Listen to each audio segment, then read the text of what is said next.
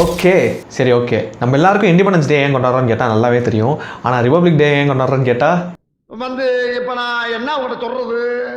Right. இன்னைக்கு வீடியோவில் history of the Indian Republic Day இதுதான் வந்து பார்க்க போகிறோம். சரி ஸ்டார்ட் பண்ணுவோமா? நம்ம எல்லாருமே இந்த மாதிரி வார்த்தைலாம் வந்து நிறையவே கேள்விப்பட்டிருப்போம். சட்டப்படி இது குற்றம், இது லீகல், இது இல்லீகல் அப்படின்ற மாதிரிலாம் வந்து நிறைய கேள்விப்பட்டிருப்போம். இப்போ இதுக்கெல்லாம் முன்னாடி ஒரு ரூல் இருக்கணும்ல, அந்த ரூல் வந்து ஏன் வந்துச்சு, எப்படி வந்துச்சுன்ற மாதிரிலாம் ஒரு ஸ்டோரி இருக்கணும்ல, அது பார்ப்போம். அதுக்கு முன்னாடி ஒரு குட்டி எக்ஸாம்பிள், ஏதாச்சும் ஒரு ஸ்போர்ட்ஸ் எடுத்துக்கோங்களேன். கிரிக்கெட்டே எடுத்துக்கோங்க.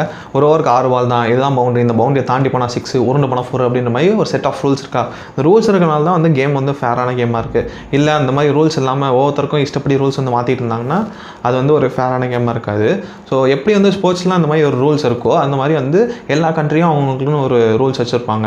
இப்போது நம்ம இந்தியாவுக்கும் வந்து இண்டிபெண்டன்ஸ்க்கு முன்னாடி வந்து ஒரு ரூல்லாம் இருந்துச்சு. அது வந்து பிரிட்டிஷ் அவங்க என்ன டிசைட் பண்ணாங்களோ அந்த அதுதான் வந்து ரூலாக இருந்துச்சு. மோஸ்ட் ஆஃப் த இந்தியன்ஸ்க்கு வந்து அது என்ன ரூலு, என்னென்னலாம் பண்ணலாம் என்னென்னலாம் பண்ணக்கூடாதுன்னே தெரியாது.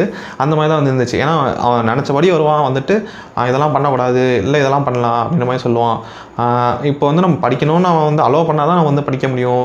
சில பேர் தான் வந்து அவன் செலக்டிவாக தான் வந்து எல்லாமே வந்து அந்த ப்ரிவிலேஜஸ்லாம் வந்து இருக்கும். அப்படிங்கும்போது அந்த மாதிரி வந்து ஒரு ரூல் வந்து இருந்துச்சு. ரூல்னால் என்ன ரூல்னே தெரியாத மாதிரி ஒரு டைம் பீரியட்லாம் இருந்துச்சு. அப்புறம் வந்து 1935 கவர்மெண்ட் ஆஃப் இந்தியா ஆக்ட் அப்படின்ற மாதிரி ஒன்று வந்துச்சு. அதுவும் ஆனால் பார்த்தீங்கன்னா பெருசாக ஒன்றும் லைக் ஃபேரான ரூலாக இல்லை. மோஸ்ட் ஆஃப் த இந்தியன்ஸ்க்கு வந்து அன்ஃபேராக தான் இருந்துச்சு. நம்ம இண்டிபெண்டன்ஸ் வாங்கின அப்புறம் நம்மளோட ஓன் ரூல் வந்து நம்மளே ஃப்ரேம் பண்ணியிருக்கோம்ல. அதுக்கு தான் டாக்டர் அம்பேத்கரோட தலைமையில் ஒரு கமிட்டி வந்து ஃபார்ம் பண்ணுறாங்க. அந்த கமிட்டி மெம்பர்ஸ்லாம் சேர்ந்து அரௌண்ட் ஒரு 3 இயர்ஸ் டைம் பீரியட் எடுத்துக்கிட்டு அவங்க வந்து இந்த ரூல்ஸ் அண்ட் ரெகுலேஷன்ஸ்லாம் வந்து ப்ரிப்பேர் பண்ணுறாங்க. 24 ஜனவரி 1950 ஹேண்ட் ரிட்டன் காப்பி ஒன்று இங்கிலீஷில் இன்னொன்று வந்து ஹிந்தியில் வந்து சப்மிட் பண்ணுறாங்க. அப்போ இருந்த பார்லிமெண்ட் மெம்பர்ஸ்லாம் சேர்ந்து அதை வந்து ரிவ்யூ பண்ணி 26 ஜனவரி 1950 இந்த கான்ஸ்டியூஷன் ஆஃப் இந்தியாவை வந்து இம்ப்ளிமெண்ட் பண்ணுறாங்க. Doctor Rajendra Prasad first Indian பிரசிடெண்ட்டாக அந்த தலைமையாக இருக்கிறாரு.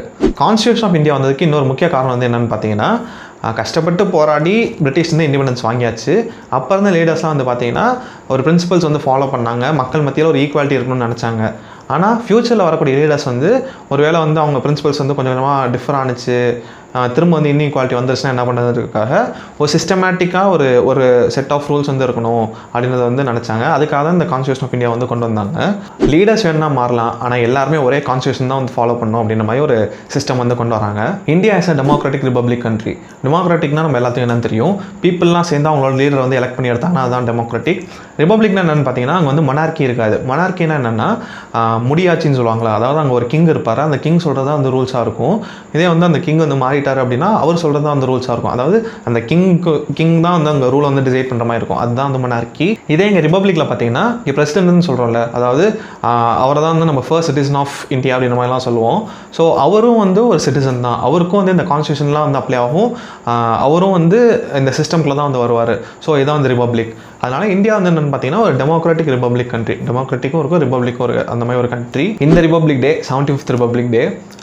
நம்ம எல்லாருமே வந்து இவ்வளோ ஃப்ரீடமாக இருக்கும், நம்ம நினச்சது வந்து பண்ண முடியுது, நம்ம நினச்சா படிக்க முடியுது, நமக்குன்னு வந்து நிறைய ஃப்ரீடம் இருக்குது அப்படின்னா இது எல்லாத்துக்கும் வந்து காரணம் என்னென்னு பார்த்தீங்கன்னா இந்த கான்ஸ்டியூஷன் கொண்டு வந்தது தான். இதனால தான் வந்து ஒரு ஈக்குவாலிட்டி வந்து வந்திருக்கு. ஸோ இந்த நாளை வந்து நம்ம எல்லாருமே கொண்டாட வேண்டிய நாள். ஹாப்பி 75th ரிபப்ளிக் டே. சரி ஓகே, இந்த வீடியோவில் ரிபப்ளிக் டே பற்றி நிறைய விஷயம் வந்து பார்த்தோம். Hope you guys enjoyed. Video பிடிச்சிருந்துச்சுன்னா மறக்காமல் என்னது லைக் பண்ணுங்கள். இதெல்லாம் நீ சொல்ல வைக்காதீங்களா? சரி ஓகே, பண்ணிடுங்க. என்னென்ன பண்ணுமோ அதெல்லாம் பார்த்து பண்ணி விட்ருங்க.